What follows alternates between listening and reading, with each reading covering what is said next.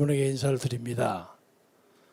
그 전까지는 전직 의원으로서 아니면 정치평론가로서 이런저런 얘기를 했는데, 방금 여기 들어오기 전에 이 옆에 있는 국민혁명당 당사에 가서 이번 대통령 지명대회 예비 후보로 등록을 하고 왔습니다.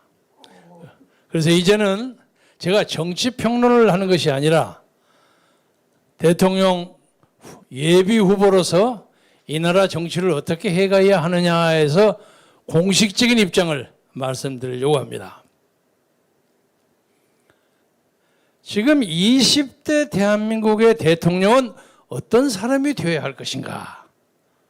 이 문제에 대해서 다른 사람, 여러 사람들의 하시는 말씀을 열심히 경청하고 분석하고 모집하고 검토하고 하는 과정에서 이 대부분의 사람들이 우리가 당면하고 있는 내년 3월 9일에 대통령 선거의 그 치명적인 역사적 중요성을 아직 깨닫고 있지 못하지 않느냐 하는 그런 아쉬움이 있습니다. 원론부터 얘기를 하자면 인류가 이 지구상에 나타나서 우선 의식주 세계를 해결해야 됐죠. 처음에 입는 옷입니다. 옷이라는 것은 우선 아담과 이브를 보자면 부끄러운 데를 가리는 것부터 시작합니다. 이게 도덕의 출발이 됩니다.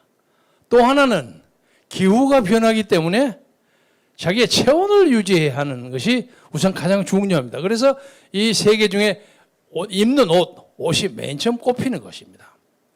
그 다음에 문제가 먹는 식입니다. 당시에는 특별하게 의식을 준비할 필요가 없이 산에 나무를 그냥 열매를 따먹는다거나 개천에 가서 고기를 잡는다거나 이런 식으로 해결을 했는데, 인청이 점점 늘어나다 보니까 이래가지고 안 된단 말이에요.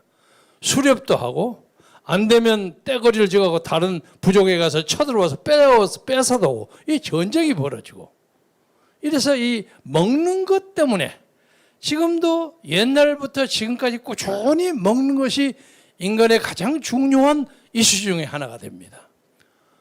오늘 현재에도 국제기구의 보도에 의하면 하루에 한 8천여 명의 어린아이들이 맑은 물을 먹지 못해서 생명을 잃어가고 있습니다. 물도 먹는 거니까요. 그래서 이 먹는 문제를 해결하기 위해서 각 국가가 경제 건설하고 산업 발전시키고 여러 가지를 많이 해서, 그래도 우리나라의 경우에는 1945년 해방 광복 이래 여러 가지 우여곡절이 있었지만은 60년대에 들어와서 권위주의적 통치자라고 평가를 받는 박정희 대통령이 들어서서 눈물겹게 경제혁명을 위해서 노력했습니다. 우리가 신용이 없어요. 신용이 없어서 어디 가서 차관을 빌릴 수가 없는 겁니다. 그래서 박정희 장군이 당시 장군 신분이었죠. 서독에 가서 에르하르트 경제상한테 가서 차관 좀 빌려주시오. 당신은 신용이 없지 않소. 그래서 할 수 없어서 당시에 독일에 파견되어 있었던 광부하고 간호사들을 담보로 해서 차관을 얻었습니다. 그래서 마지못해서 그 돈을 받아가지고 박정희 대통령이 간호사들하고 파독 광부들하고 자축을 하면서 눈물을 흘려서 여러분의 신용으로 내가 이 돈을 빌려간다. 정말 한 푼도 허비하지 않고 나라와 국가의 경제를 위해서 최선을 다하겠다. 그런 눈물겨운 노력 때문에 오늘의 대한민국이 세계 10대의 경제국가로 발전한 것입니다. 그래서 약간의 기복은 있습니다만은 대한민국 현재의 생활 수준은 적어도 특별하게 비극적인 그런 케이스를 제외하고는 적어도 먹는 문제는 좀 해결이 됐다 하고 얘기를 해도 과언이 아닙니다. 그 다음에 중요한 것이 주입니다. 주택. 인구가 많아지고 가족이 만들어지고 하기 때문에 적당하게 살 수 있는 주택이 필요한 거예요. 그래서 옛날에 우리 시절에는 서울에 시골 촌놈들이 올라와서 그냥 자취방을 얻어서도 쩔쩔맬 정도고, 자취방 하나 얻는 것도 천하에 아주 행복할 그런 입장인데 요새는 그렇지 않거든. 젊은 커플들이 우리가 결혼했으니까 살아야 할 아파트가 필요하지 않느냐 걸 당당하게 국가에게 요구하는 그런 세상이 됐습니다. 그래서 요새 아파트 파동이 나고 집값이 막 오르고 하는데 이 집값이 오르는 것에 대해서 이 정부가 집값을 내릴 생각은 안 하고 그냥 집값이 오르면 세금을 막 때려가 그 돈 세금 받아가지고 딴 데 엉뚱하게 쓰려고 이런 25번째 엉터리 정책을 만들어냈기 때문에 오늘의 국가 부동산의 위기가 야기된 것입니다. 이건 정치가 잘못돼서 그런 겁니다.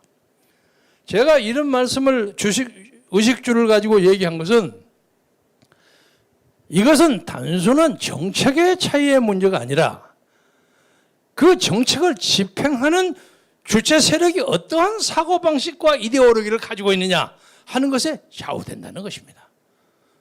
지금 더불어민주당 세력의 문재인이가 맡고 있는 저 세력으로는 절대로 대한민국 국민이 직면하고 있는 이 당면한 과제를 절대로 해결할 수가 없습니다. 그래서 정권 교체가 역사적 과제이면서 시대 정신입니다. 그런데 정권 교체를 하겠다고 나서는 야당 후보들을 보니까 이거 좀 개인에게는 좀 미안한 얘기입니다만은 아니 저래 가지고 대통령을 하실까? 이런 느낌이 들어요. 토론을 하다 보면. 그리고 토론을 하다 보면 당신 뭐 주택 청약 해본 적 있어? 그리고 뭐 거기에 퍼센트 5점을 집었는데 4점이 아니고 6점이 아니고 5점 하는 거 이유를 알아?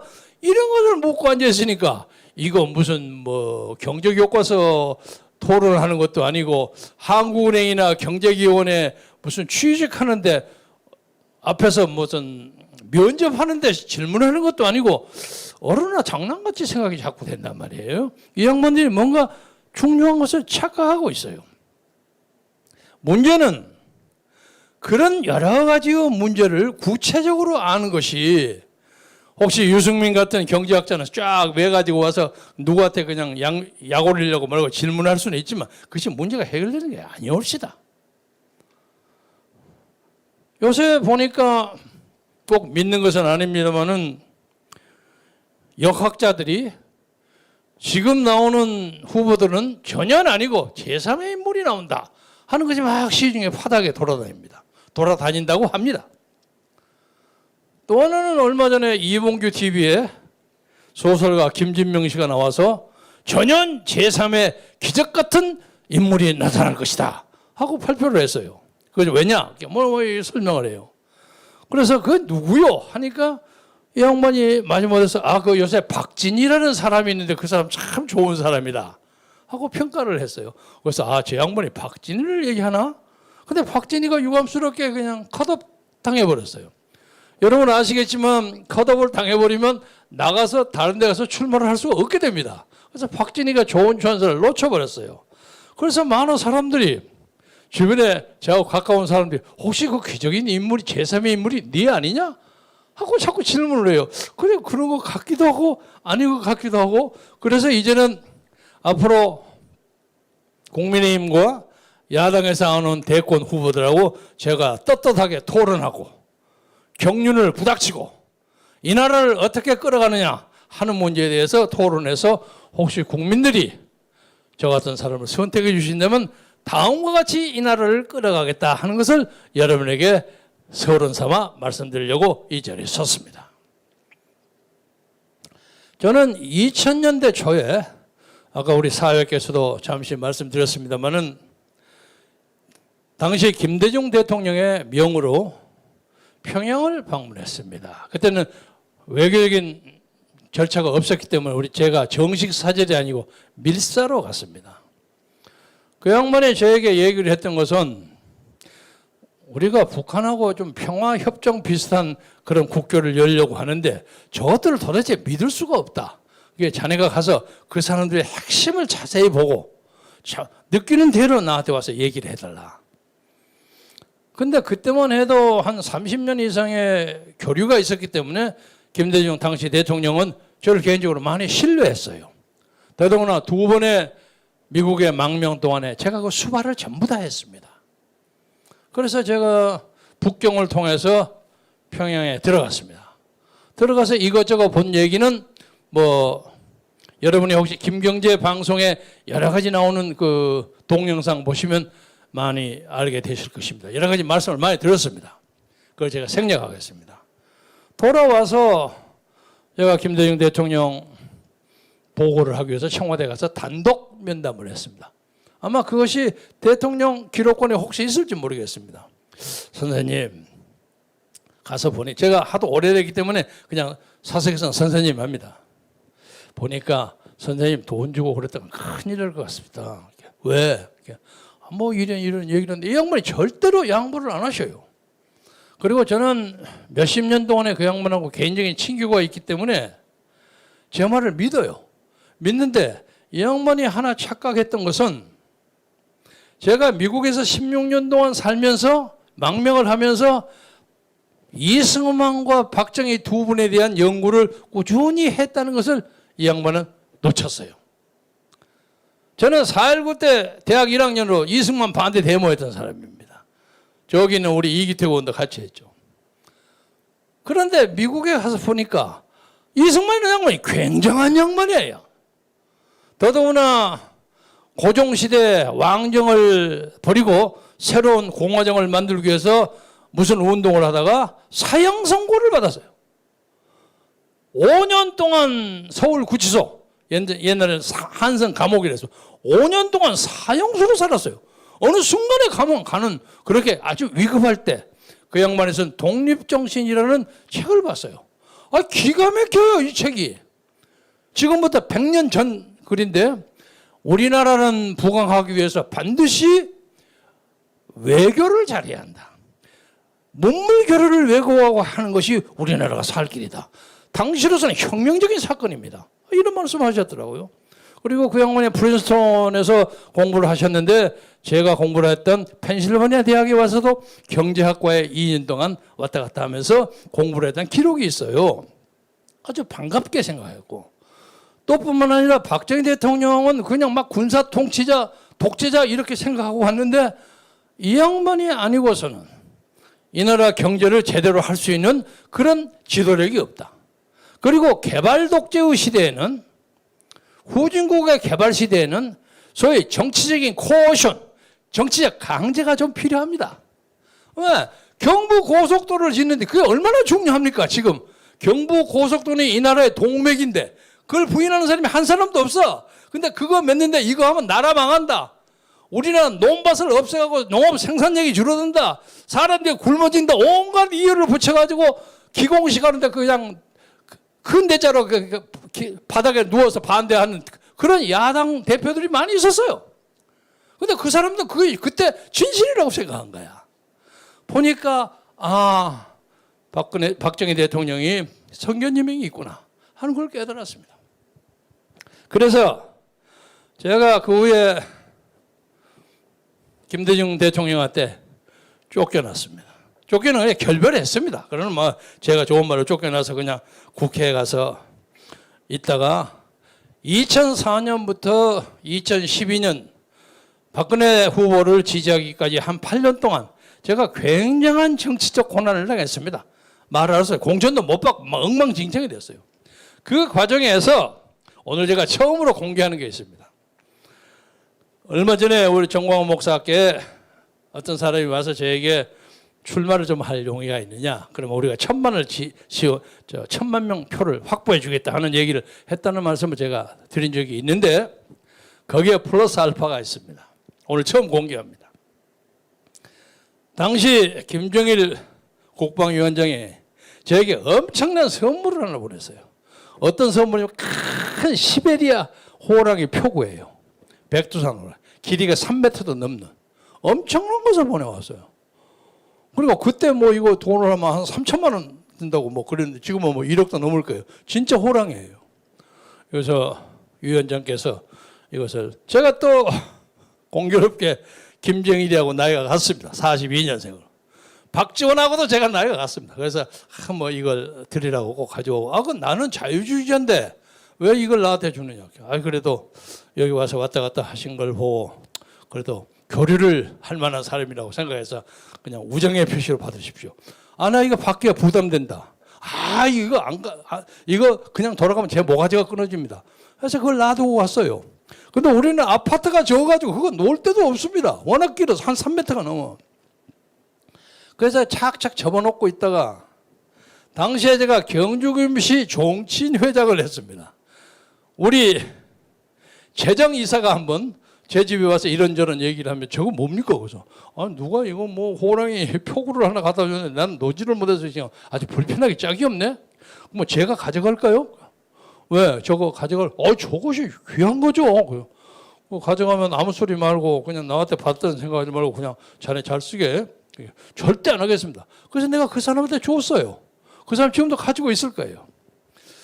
그래서 아마 그때 제가 마음을 깨끗하게 돌렸으면 노무현 대신 제가 나섰을지도 모릅니다. 그러나 이것은 절대로 길이 아니라고 생각했습니다.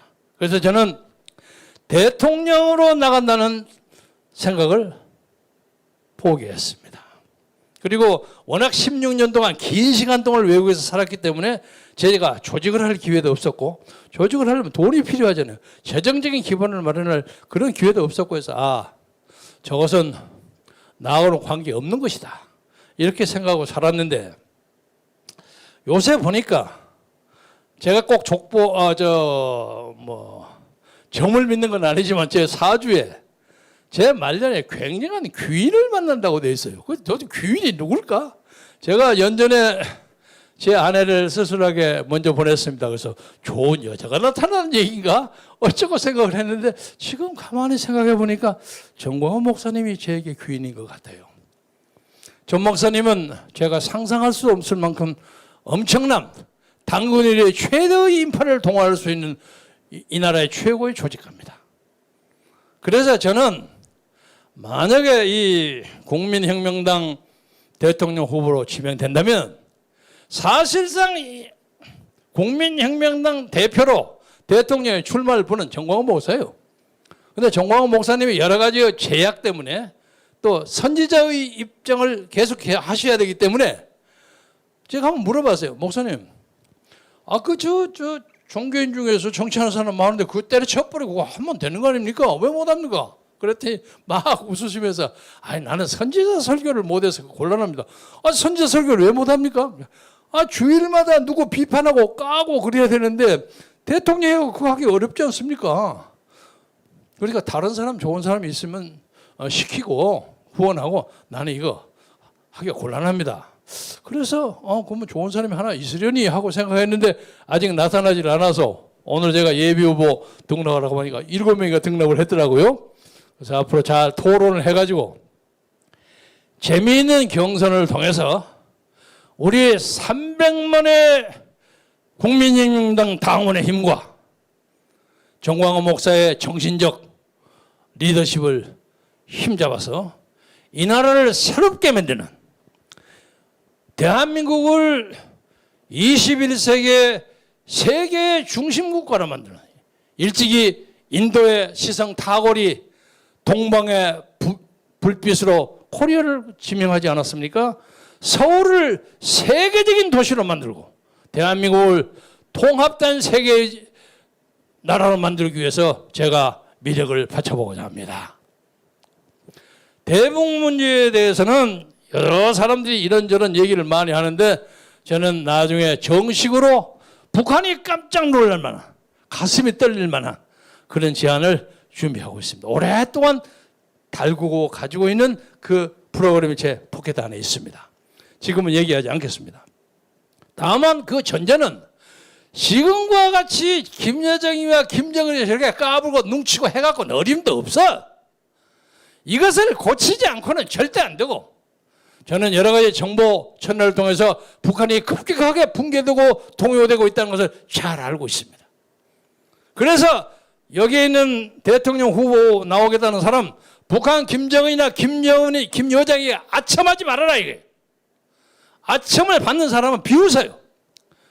요새 신문 안 보셨습니까 여러분? 문재인 대통령의 종정선언 타령 이러고 나와요. 자기가 그거 타령 그 몇 개월 남지 않는데 그거 하겠습니까? 택도 없는 일이에요. 조용하게 역사적 대세를 수용하고 조용하고 겸손하게 앉아있기를 진심으로 바랍니다. 말씀을 마감하면서 여러분에게 호소하고자 합니다. 우리는 이번에 선거가 이 나라의 자유경제와 자유시장 경제와 자유민주주의와 기독교와 신앙의 자유와 인간의 자유, 천부불가형의 자유를 발양하는 세계에서 우뚝하는 민주국가를 만드느냐, 아니면 저 썩어빠진 정교조나 그런 주사파들의 선동에 의해서 이 나라를 김정은에 밉게 하는 하부 조직으로 만드느냐 하는 결정적인 시점에 서 있습니다. 말을 반복하지 않겠습니다. 지금 더불어민주당의 이아무개 의원 후보가 하는 거 보세요. 대장동인가 위례신도시인가 막 벌어져. 이게 참 이상한 게, 옛날 저도 한때 목민권이 한번 돼보겠다 하는 생각을 했어요. 시장이나 군수라 해가 친절하고 아주 청백리로 하고 얼마나 좋냐. 유감스럽지만 대한민국의 현재의 지방자치는 그러지를 못합니다. 거의가 다 부패했어요. 시장 군수가 거의 다 부패했어요. 제가 제일 잘 아는 어떤 후배 하나가 연전에 저한테 와서, 형님, 제가 어디 시장을 하다 이번에 물러났는데 형님 옛날 뭐 어디 지사한다고 뭐 생각하고 하는 거 안 하시기 참 잘했습니다. 그래서 왜? 그랬더니 제가 딱 나서서 제 최소한도 뭐 적게 먹고 뭐 가는 못 산다는 말이죠. 적당히 살면서 가난하게 살 자신을 가지고 나는 절대로 그런 데 개입하지 않는다, 이러고 선언을 했더니, 그 시입니다. 중간 규모의 시인데 시에 있는 모든 사람들이 자기를 딱 고립시켜버리더라는 거예요. 부시장하고 그 시에 있는 시의원들하고 짜가지고 자기는 완전히 1대 99로 고립시켜버리더라는 거예요. 그게 고립을 안 당하려면 적당하게 가담을 안 할 수가 없다는 거예요. 대한민국의 지방자치의 현실이 그러합니다. 그래서 요새 걸리는 사람이 있죠. 걸리는 사람은 재수가 없어서 걸리는 거야. 거의 대부분이 음양으로 정도의 차이는 있지만 그러합니다. 특히 이 문제에서 제가 지적하고 싶은 것은, 어떤 걸음에서 이 나라에서 지사하는 사람들만 전부 대통령 한다고 나옵니까? 이낙연도 그러하고 이재명이도 그러하고 여기에 뭐 홍아무개도 그러하고 전부 지사에서 뭘 잡았기 때문에 그런 거 아니냐 하는 의혹을 가지게 만듭니다. 저는 솔직하게 말해서 오늘로 마감되는 호남 경선에서 이재명이가 이겨가지고 이재명이가 단독 후보로 나오기를 고대합니다. 난 이재명이 이길 자신만만해요. 장기 추기할 자신이 있어요. 이낙연, 제가 잘 아는 후배인데 이낙연하고 싸움하면 좀 복잡해. 그래서 이낙연은 좀 빠지고, 이번에 빠지더라도 기죽지 말고 다음에 하더라고 노력하고, 그 사람은 좌파는 아니에요. 제가 잘 압니다. 그런데 이재명에는 지금 대한민국의 전대협 그 부대들, 뭐 임종석이나 이종인이나 통일부 장관은 이런 패거리들하고 전혀 다른 한청협, 가장 강력한 주사파 세력이 그 안에 완전히 혼인되어 있고, 경기도의 모든 구석구석에 전부 그 사람들 밥 먹게 해놨어요. 마찬가지로 돌아가신 분들에게 좀 미안하지만 박원순 시장이 요새 나왔죠. 박원순 시장 10년 동안에 서울시의 시민단체 1조 원을 풀었어요. 1조 원. 1년에 1,000억씩을 뿌렸어요. 전부 선거운동이야. 그거 보세요. 직장 없는 청년들 뭐 몇십만 원에서 한 달에 70만 원이고 50만 원 주고 그거 전부 벌렸잖아요. 아마 박원순 씨가 지금 살아있어 가지고 더불어민주당 경선에 나왔으면 틀림없이 1등 아니면 아주 가까운 2등 했을 겁니다. 이재명이는 게임도 안 됐을 거예요. 저는 그렇게 생각해요. 그런데 그 사람이 어떻게 그렇게 세상을 떠났는지 그건 아직도 미스터리예요.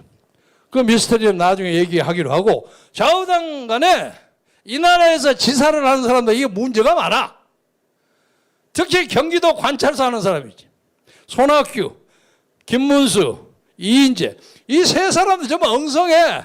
돈을 모을 줄 모르는 사람이야. 손학규는 내 대학 후배인데 조금 문제가 왔다 갔다 있을까 말까 해서 내가 그때 좀 도와준 적이 있어요.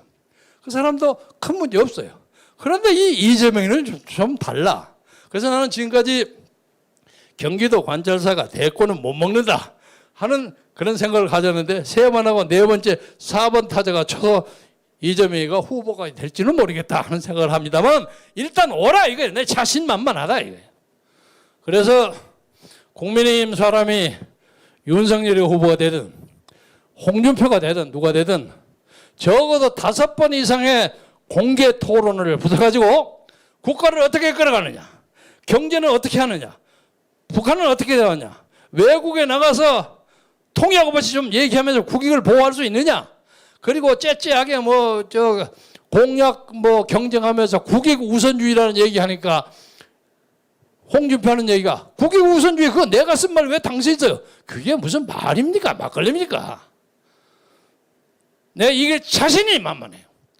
여러분이 국민혁명대에 관심을 가져주시고 정광훈 목사를 이 나라의 민족의 지도자로 끌어서 앞으로 새로운 시대에 자유가 들꽃처럼 만발하고 정의가 흐르는 나라, 그런 나라를 만들기 위해서 이제야말로 우리가 마음과 뜻과 정성을 다 바칠 시기라고 생각해서 여러분이 기도하시고 마태복음 3장 66절 36절 마태복음 6장 36절은 죄송합니다. 너희는 먼저 하늘나라의 나라를 만들기 전에 이 땅에 그 나라와 그 의를 구하라는 말이 있습니다. 저는 미국에서 신학교를 1년 다니기도 했습니다마는 여기서 아무 짓도 안 하고 찬송음만 부르고 교회를 다니고 열심히 헌금 내고 그리고 지나가는 거리에 불쌍한 사람의 눈도 돌리지 않고 정치적 악에 대해서 아무 말도 안 하고 지나가는 사람들이 가는 천당이라면 내가 천당을 갈 자격이 있는지 없는지 모르지만 그런 천당에 나 가고 싶은 생각이 없어요. 나는 그런 생각에 갈 생각이 없어. 저는 고난당하는 사람하고 연대하고 부정부패에 과감하게 투쟁하고 항하다가 옥중에 고난당하고 신발 잘못 던지다가 당하는 신발도사와 같은 사람, 그리고 박상학이 같은 사람, 이런 사람이 외치는 가난한 사람, 없는 사람, 고난당하는 사람들을 위해서 만드는 새로운 정치에 가담하는 사람들이 가는 천당이라면 억지로라도 부탁해서 가고 싶은 생각이 있어요. 그래서 여러분이 천당 문제를 절대로 쉽게 이 나라의 기독교가 반성해 주시기를 바라면서 다시 기회가 되면 또 여러분에게 말씀드리기로 하고 오늘은 이만큼 첫 인사로 가름하고자 합니다. 여러분 대단히 감사합니다. 감사합니다.